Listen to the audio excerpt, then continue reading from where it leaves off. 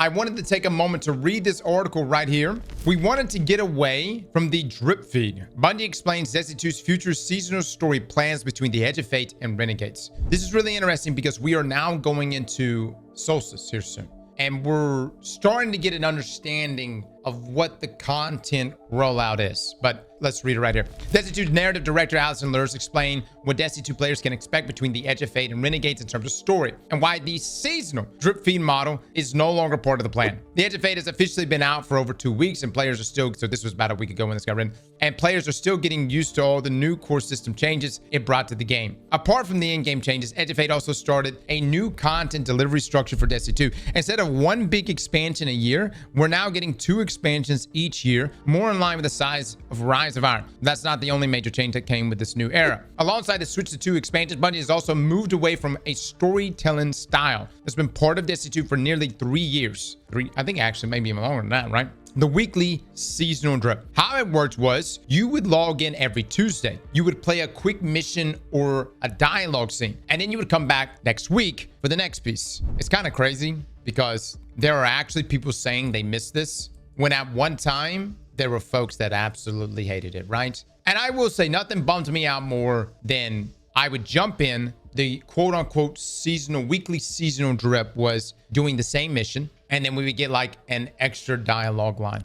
And then there would be some other reason for why we needed to do it the week after. The problem is not all seasons were created the same. If you could give me Heresy year round, man, I messed with that. I could do that. Arrivals, I can roll with that. Even Season of the Wish, I can roll with that. And even Witch to some degrees. The problem is that you also have those seasons that just completely sucked ass. I don't miss the delivery, I miss the story. Yep, that's a great point. Now, that system is now being left behind. In a new interview, Destiny 2 narrative director Alison Lührs gave some extra clarity on what's replacing it and what players can expect between the Edge of Fate and the next big expansion, Renegades. Bungie talks Destiny 2 new narrative structure and what's next before Renegades. In a sit-down conversation with content creator Mr. Raffle Waffles, Lührs explained the reasoning behind Bungie's decision to step away from weekly seasonal beats. Quote, "We wanted to get away from the drip feed," she said, "and we know that players wanted to too." Well, it definitely didn't feel organic. Nothing made less sense than being told, Guardian, we're going right back in doing the same mission. Now, Failsafe is gonna take a crack at this. We'll come back next week and do it again. It just didn't feel organic. You know what I mean? Let's continue. Instead of spreading out small narrative drops across 6 to 8 weeks like in past seasons, Bungie's now focusing on more self-contained missions and events released between expansions. These won't be constant, but they'll be more meaningful and better tied to the overall story. There's still going to be some bespoke missions that you'll get to play through, Lührs said, referring to the time between the Edge of Fate and Renegades, which releases on December the 2nd. There's some story content that's going to be coming out between now and then, but we are focusing the majority of our narrative team's attention on making Renegades the best it can be. All right, so what I get from that is they're not going to be much narratively, right? We see all the content that we're releasing in between our expansions is still part of the same story. So we're telling a continuous story. We wanted to make sure that all this material in between was both appropriate. Like we wanted to make sure that we weren't hiding any big important things inside of content that maybe not everyone's going to be looking at the same time. But we also didn't wanted it to feel totally irrelevant. Notably, Renegades will also mark a first for Destiny 2. It's the franchise's first expansion to fully license another major IP with strong inspiration drawn from Star Wars. So while there won't be a weekly reason to log in for cutscenes or lore progress, there will still be a narrative development, just not in the same steady trickle fans were used to. Bungie's goal now is to keep players in the loop with important characters and world building, but without asking them to check in constantly for tiny updates.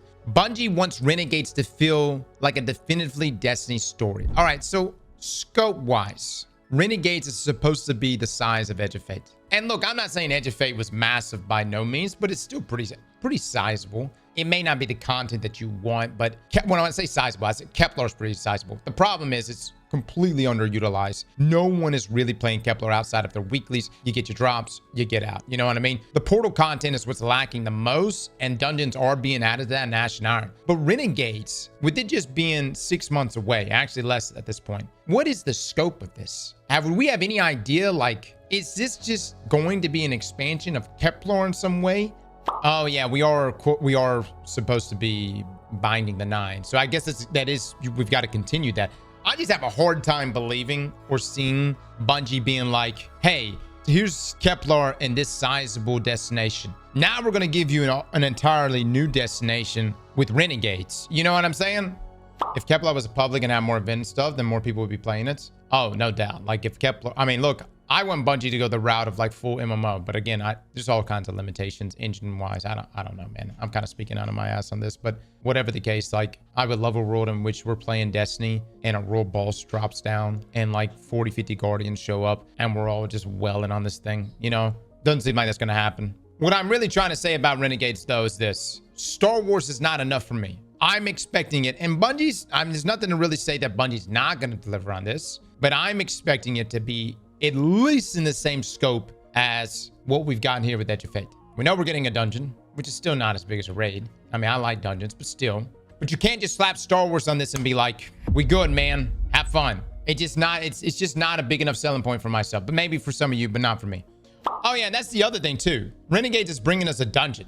If it's supposed to be the same scope as what we got here in Edge of Fate, shouldn't we be getting a dungeon and an epic dungeon? We're getting a raid and an epic raid. I don't know, dude. There's just a lot of questions. Bungie has never done this before. That we've never had this situation where we're getting these, you know, these 6-month expansions. It's just unusual. I don't really know what's gonna shake out with it. As for what the story itself looks like during this quiet period before Renegades, Lührs offers a few teases about the direction things are headed. She said, let's consider our fridge and all the ingredients. There we go, the fridge analogy. We just put inside of it. We just put a prophecy in the fridge, a prophecy of extinction. We put in a dead 9. What does it mean if one of the 9 dies? How does that change the planet that it's attached to? What plans and machinations might the outer 9s be having in response to one of the inner's deaths? She added. Lührs made it clear that Renegades won't be isolated. We wanted the Edge of Fate to be the thing that blows the story outwards and connects to lots of different things in brand new ways, she said. So we'll be meeting some new characters. We're going to be exploring some familiar places in unfamiliar ways. We wanted to make sure that Renegades felt like a definitively Destiny story. We already have some in-game lore hints about where Renegades might be taking us and what characters we might be meeting in this new Star Wars inspired expansion. You can learn more about it here. On top of that, new behind the scenes images have confirmed that legendary former Bungie composer Michael Salvatore is working on Destiny 2's future soundtrack, seemingly for Renegades. I'm telling you, I think Michael Salvatore saw, and again, he's not back. I don't think he's back permanently. I think it's just contract work. But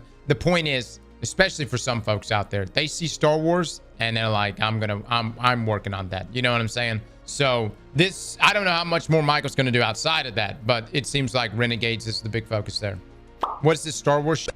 It is literally Star Wars Destiny, guys. I don't know. Somehow they're going to make it make sense. The blasters, lightsabers. It's somehow going to make sense. You got me, dude. You got me. And look, man, I'm obviously, like, I like Star Wars, but I'm not, like, crazy about Star Wars. But I remember, like, you know how many people I saw running around looking like Darth Vader when they sold those ornaments in Heresy? I swear people literally just logged on just to buy those ornaments. As a final note here, what do you think about Bungie dropping the weekly seasonal format? Are you happy to see the end of the drip feed, or did you enjoy that steady rhythm? Let us know in the comments. Here's what I want. Bungie, if you're going this direction of no seasonal stories, but you're like focusing on events being the big thing in between these expansions. So for instance, Arms Week this past week, Solstice going into tomorrow. Arms Week was okay. I enjoyed it. I love the weapon that it brought. The trace was pretty good too.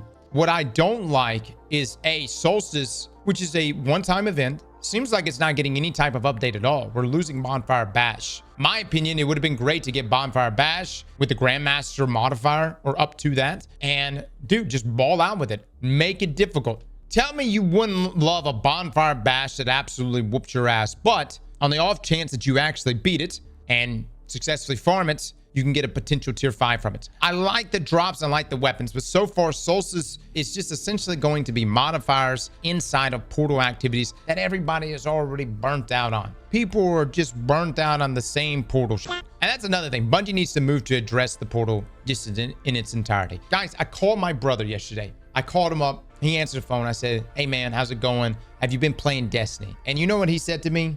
Dude, Destiny's a full-time job. I can't play it right now. So then I was like, well, have you seen my most recent video? He's like, no, I haven't even been keeping up. What'd you put out? And I was like, just watch it when you get a chance. Listen. Here's the thing. It is a seasonal grind. At the same time, though, I, in good faith, cannot look at my brother and say, hey, listen, you should come back to Destiny and play Solo Ops Caldera 2,000 times. what I instead want to say to my brother or anyone else that wants to jump back in Destiny is, hey, there's this portal activity. It has a number of activities that are loaded into it, pretty much everything in the game, with tons of modifiers and customization, which it already has. And you can hit a variety of things to help you level up in the most optimized ways. That's what I would like to say. And I think that needs to be a big focus. The other side of things is I think events need to be updated like Solstice. I think not having Bonfire Bash as an actual new experience with all these different modifiers is a missed opportunity, Bungie. Especially considering that events are supposed to be the thing that bridges us over the next 6 months. And I know everybody's saying, but Cross, you got Ash and Iron right around the corner. Don't worry about it. All right. Hopefully that's enough. Hopefully going back to the Plague Lands for whatever reason is going to be enough. There's supposed to be some new activity associated with that. I will say I personally do miss the seasonal weekly story drops just because I do look very favorably on the seasons that really popped out. I mean, Heresy was a banger. I didn't necessarily like what they did to Oryx at the end, but it was still a banger, and it definitely pulled me in week to week. Currently right now, the only thing that's really pulling me in week to week is the grind and the loot chase. That's about it. It still would be nice to have both the grind, the loot chase, and narrative. But everyone was complaining about time-gated stories.